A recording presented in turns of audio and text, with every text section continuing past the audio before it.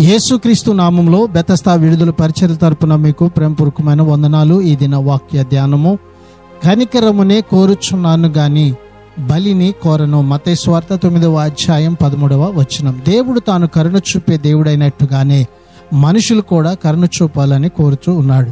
మతాచారాల కంటే ఇది ఎంతో ముఖ్యమైనది. న్యాయవంతులు అంటే తాము న్యాయవంతులము, ఇతరుల కన్నా పవిత్రులము అని ఎంచుకునేవారు అని దీని భావం.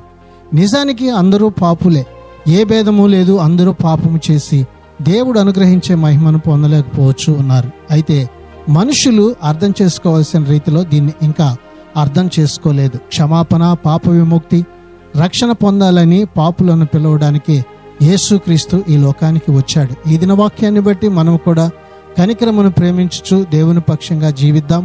అట్టి కృపను, ధన్యతను ప్రభు మనందరికీ దయచేయును గాక. ప్రార్థన.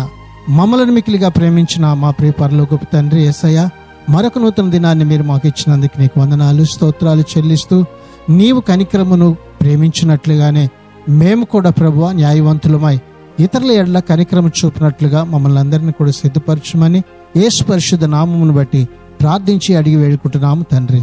ఆమెన్.